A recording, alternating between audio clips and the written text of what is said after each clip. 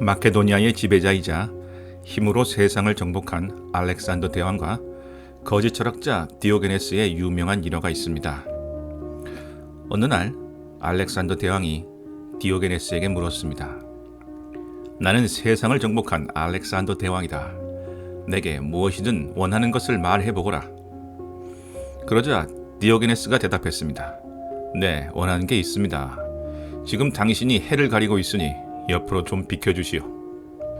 세월이 흘러 두 사람 모두 죽게 되었고 하늘나라에서 다시 만나게 되었습니다. 먼저 알렉산더 대왕이 뽐내면서 말했습니다. 나는 세상을 정복한 알렉산더 대왕이다. 그러자 디오게네스가 받아쳤습니다. 나는 세상을 정복하고 싶은 그 욕망을 정복한 디오게네스다. 여러분, 어떤 생각이 드십니까? 알렉산더가 되고 싶으신가요? 아니면 디오게네스가 되고 싶으신가요? 디오게네스의 철학은 아스케시스, 즉 가능한 한 작은 욕망을 가지는 것, 아나이데이아, 즉 수치심을 느끼지 않는 것, 아우타르케이아, 스스로 만족하는 것, 이 세 가지로 구성되어 있습니다. 아무런 부족함도 없고 아무것도 필요로 하지 않는 것을 특징으로 필요한 것이 적을수록 그만큼 자연에 가까워지게 된다라고 하는 것이죠. 이러한 자연 친화적인 반문명의 사상을 그는 일생을 통해 몸소 실천하며 생애에 한 벌의 옷과 한 개의 지팡이, 한 개의 자루를 메고 통 속에서 살았다고 합니다. 나는 자연인이다 라는 프로그램을 다들 아시리라 믿습니다.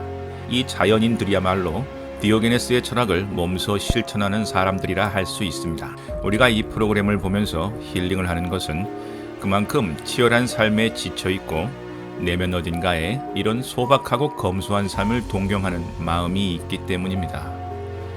그러나 이런 삶이 진짜 우리가 원하는 삶일까요?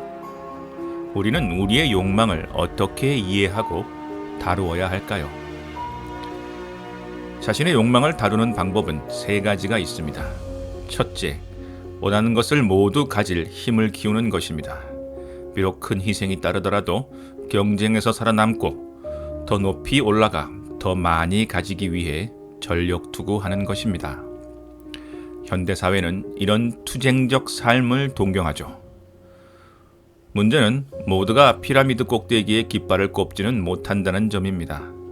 또 때로는 큰 대가를 치러야 할 때도 있습니다. 너무 일에 매달린 나머지 건강을 잃거나 가족이 깨지거나 지나친 욕망에 사로잡혀 불법적인 일에 연루되기도 합니다. 가장 큰 위험은 삶의 컨트롤을 잃는 것입니다.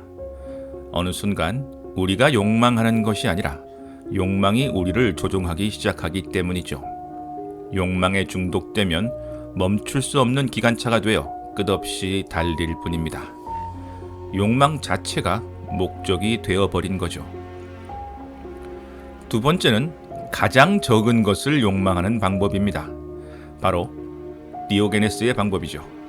참으로 현명하고 아름다운 방법이지만 여기에도 문제는 있습니다.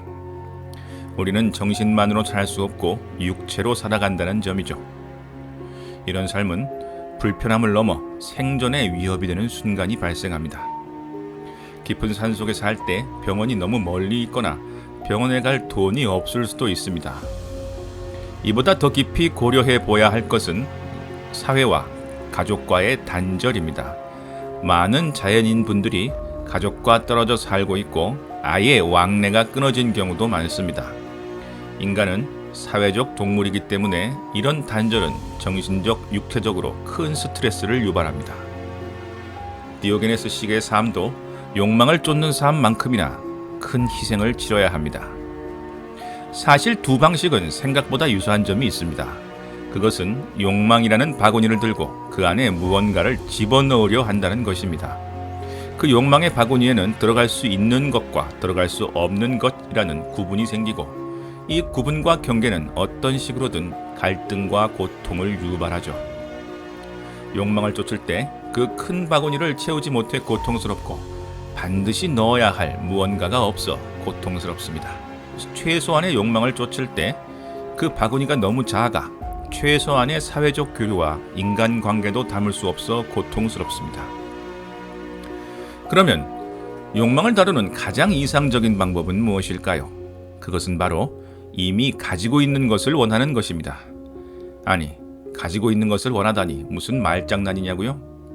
정확히 말하면 이미 가지고 있는 것에 대해 감사하는 것입니다. 40일 안에 기적을 만들라 소유한 것을 원하는 것으로 바꾸기를 쓴 미국의 저명한 심리학 저자 멜로디 비티는 그녀의 책에서 다음과 같이 말합니다. 감사는 완전한 인생을 열어준다. 우리가 가진 것을 충분하고 넘치는 것으로 변화시킨다. 부정을 긍정으로, 혼돈을 질서로, 혼란을 명쾌함으로 바꾼다. 문제점을 재능으로, 실패는 성공으로, 예상할 수 없었던 일은 완전한 타이밍으로, 실수는 중요한 일로 변화시킨다. 감사는 과거를 이해하고 현재의 평화를 가져오고 미래를 위한 비전을 제시한다. 우리는 감사를 통해 우리 안에 만족을 모르는 굶주린 짐승의 욕망과 어느 정도 평화를 이룰 수 있습니다. 사람과 부대끼며 살아가며 무언가를 욕망하는 것은 건강한 일입니다. 우리는 정신만으로 살 수 없고 세상과 떨어져 혼자 살기 어렵기 때문입니다. 이런 삶에서 더 좋은 환경을 위한 욕망은 필연적입니다.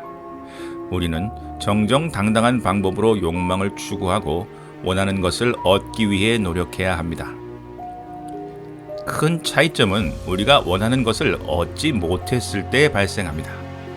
감사의 힘을 아는 사람은 가지지 못한 것에 대해 고통스러워하기보다 이미 가지고 있는 것에 감사를 표현합니다.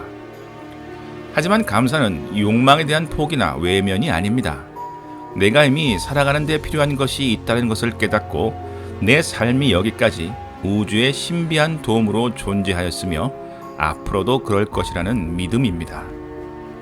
현자들은 우리가 가진 것에 진심으로 감사할 때 우리에게 필요한 것이 저절로 나타난다고 합니다.